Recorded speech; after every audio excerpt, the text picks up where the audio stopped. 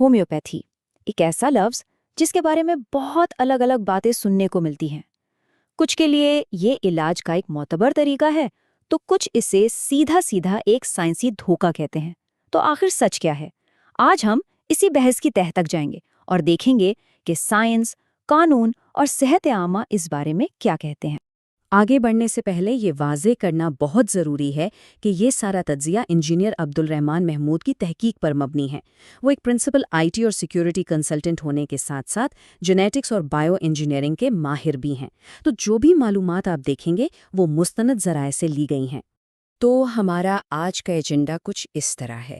سب سے پہلے ہم سمجھیں گے کہ یہ موضوع ہے کیا، یعنی ہومیوپیتھی کی بنیاد کیا ہے۔ پھر ہم سائنسی کیس فائل کھولیں گے۔ اس کے بعد دیکھیں گے کہ دنیا بھر میں اس پر کیا رد عمل آ رہا ہے، اور آخر میں بات کریں گے عوامی صحت پر اس کے اثرات کی۔ چلیں شروع کرتے ہیں۔ چلیں جی، تو پہلا حصہ موضوع کی تفتیش، یعنی اس کے بنیادی اصولوں کو سمجھنا۔ اچھا، تو ہومیوپیتھی ہے کیا؟ یہ 18ویں صدی کا ایک متبادل طریقہ علاج ہے۔ اس کی بنیاد دو بڑے عجیب سے اصولوں پر ہے۔ پہلا ہے لائک کیورز لائک، یعنی لوہا لوہے کو کاٹتا ہے والی بات۔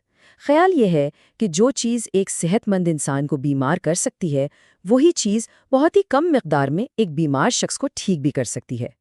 اور دوسرا اصول جو سب سے زیادہ زیر بحث ہے، وہ ہے انتہائی ڈائلیوشن یا محلول سازی کا، یعنی دوا کو اتنا زیادہ پتلا کیا جاتا ہے کہ اصل مادے کا شاید ایک ذرہ بھی باقی نہ رہے۔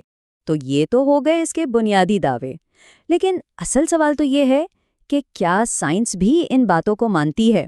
چلیں اب ذرا سائنسی کیس فائل پر نظر ڈالتے ہیں اور شواہد کو پرکھتے ہیں۔ یہاں آ کر ہومیوپیتھی اور جدید سائنس میں سیدھا سیدھا ٹکراؤ ہوتا ہے۔ دیکھیں، ہومیوپیتھی کہتی ہے کہ پانی میں مادے کی یادداشت ہوتی ہے، یعنی مادہ ہٹانے کے بعد بھی پانی کو یاد رہتا ہے کہ اس میں کیا تھا۔ دوسری طرف کیمسٹری اور فارماکولوجی کے بنیادی قوانین کہتے ہیں کہ بھئی یہ ممکن ہی نہیں۔ پھر ہومیوپیتھی کا دعویٰ ہے کہ دوا کو جتنا پتلا کریں گے وہ اتنی ہی طاقتور ہو جائے گی، جبکہ سائنس کہتی ہے کہ دوا کا اثر اس کی مقدار پر ہوتا ہے۔ اگر دوا کا ایک مالیکیول بھی موجود نہیں تو اثر کیسا؟ یہ تو بالکل الٹی گنگا بہانے والی بات ہے۔ اور یہ صرف کوئی نظریاتی بحث نہیں ہے، دنیا بھر میں اس پر بڑی بڑی تحقیقات ہوئی ہیں۔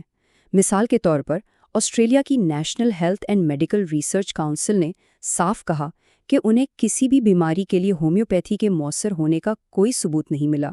اسی طرح برطانیہ کی پارلیمنٹ کی سائنس کمیٹی نے بھی کہا کہ یہ دوائیں پلاسیبو سے بہتر نہیں ہیں۔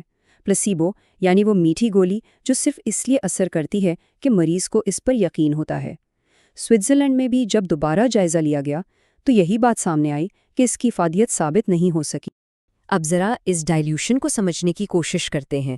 یہ جو 30C کی دوا ہوتی ہے نا، اس میں محلول کی سطح 10 کی پاور 60 سے بھی زیادہ ہوتی ہے۔ اب یہ اتنا بڑا نمبر ہے کہ اس کا مطلب یہ ہے کہ دوا کی اس شیشی میں اصل مادے کا ایک مالیکیول ملنے کا امکان تقریباً 0 ہے۔ اس کو یوں سمجھیں کہ آپ پورے بحر اوقیانوس میں دوا کا ایک قطرہ ڈالیں، اسے اچھی طرح مکس کریں اور پھر کہیں سے بھی ایک گلاس پانی بھر کے یہ امید کریں کہ وہ دوا کا قطرہ آپ کے گلاس میں آ گیا ہے۔ یہ اس سے بھی زیادہ ناممکن بات ہے۔ اور معاملہ صرف نزلہ زکام تک کا نہیں ہے۔ بات جب سنگین بیماریوں تک پہنچتی ہے تو عالمی ادارہ صحت یعنی WHO بہت واضح طور پر خبردار کرتا ہے۔ ان کا کہنا ہے کہ ہومیوپیتھی کو HIV، تبدق یا ملیریا جیسی سنگین متعدی بیماریوں کے علاج کے لیے ہرگز استعمال نہیں کیا جانا چاہیے۔ کیوں؟ کیونکہ ان بیماریوں میں وقت بہت قیمتی ہوتا ہے، اور ایک غیر مؤثر علاج پر بھروسہ کرنے کا مطلب ہے اصل اور مؤثر علاج میں جان لیوا تاخیر۔ اچھا، تو جب سائنس اور عالمی ادارے یہ سب کہہ رہے ہیں تو پھر حکومتیں اور ریگولیٹرز کیا کر رہے ہیں؟ چلیں اب دنیا بھر میں اس پر جو رد عمل آ رہا ہے اس پر ایک نظر ڈالتے ہیں۔ اور یہاں ہمیں ایک واضح پیٹرن نظر آتا ہے۔ فرانس نے 2021 میں فیصلہ کیا کہ سرکاری ہیلتھ انشورنس اب ہومیوپیتھی کے اخراجات برداشت نہیں کرے گی۔ برطانیہ کی مشہور زمانہ NHS نے بھی اس کی فنڈنگ بند کر دی ہے اور لوگوں کو اس کے استعمال سے منع کرتی ہے۔ آسٹریلیا میں بھی سرکاری مدد ختم کر دی گئی ہے، اور اسپین جیسے ممالک اپنے ہیلتھ سینٹر سے ایسے تمام غیر ثابت شدہ علاج ہٹانے کی طرف جا رہے ہیں۔ تو یہ ایک عالمی رجحان ہے۔ یہ ٹیبل پوری دنیا کی صورتحال کو اور واضح کرتا ہے۔ آپ دیکھیں، سویڈن میں اس پر بہت سخت پابندیاں ہیں، یورپ کے کئی ممالک جیسے بیلجیم، اٹلی، اسپین میں تو آپ کو کوئی منظور شدہ ہومیوپیتھک دوا مارکیٹ میں ملے گی ہی نہیں۔ فرانس میں یہ قانونی تو ہے، لیکن سرکاری طور پر کوئی مدد نہیں ملتی اور قوانین بہت سخت ہیں۔ یہاں تک کہ امریکہ میں جہاں یہ بکتی ہے وہاں بھی اسے FDA یعنی فوڈ اینڈ ڈرگ ایڈمنسٹریشن نے ایک باقاعدہ دوا کے طور پر منظور نہیں کیا ہوا۔ تو مطلب ہر جگہ اس کی جانچ پڑتال سخت ہوتی جا رہی ہے۔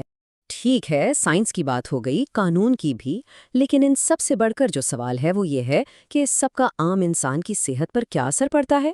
یہی وہ نقطہ ہے جہاں یہ ساری بحث اصل اہمیت اختیار کر لیتی ہے۔ اکثر ایک بات کہی جاتی ہے کہ چلو ٹھیک ہے، مان لیا کہ یہ کام نہیں کرتی، لیکن اگر یہ صرف میٹھی گولیاں ہیں تو اس میں نقصان ہی کیا ہے نا؟ بہت سے لوگ یہی سوچتے ہیں۔ اصل نقصان اس اگر میں نہیں بلکہ اس کے بعد کے عمل میں ہے۔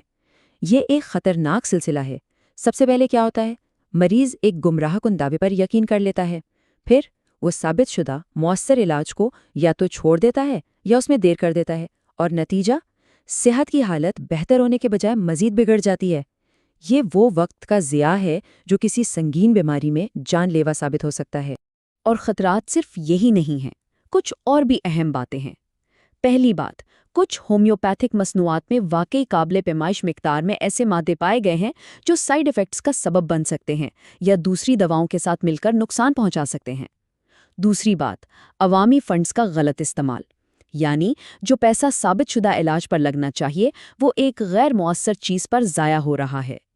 اور تیسرا، عوام کو گمراہ کرنا۔ دنیا میں 1023 جیسی مہمیں چل رہی ہیں جو اسی بات پر روشنی ڈالتی ہیں کہ کس طرح صارفین کو غلط معلومات دی جاتی ہیں۔ تو اگر ہم اس سارے کیس کا خلاصہ کریں تو تصویر بالکل صاف ہے۔ سائنسی طور پر اس کے اصول جدید سائنس سے میل نہیں کھاتے۔ ریگولیٹری سطح پر دنیا بھر میں اس پر پابندیاں اور فنڈنگ میں کٹوتیاں ہو رہی ہیں۔ صحت عامہ کے لحاظ سے اس سے اصل علاج میں تاخیر کا حقیقی خطرہ ہے، اور عالمی ادارے جیسے کہ WHO سنگین بیماریوں میں اس کے استعمال کے خلاف سخت وارننگ دے چکے ہیں۔ اور ہاں، یہ ساری معلومات ہوا میں نہیں ہیں، یہ ان مستند ذرائع سے لی گئی ہیں جو اب آپ کی اسکرین پر ہیں۔ اگر کوئی اس موضوع پر مزید تحقیق کرنا چاہے تو یہ URLs بہترین نقطہ آغاز ہیں۔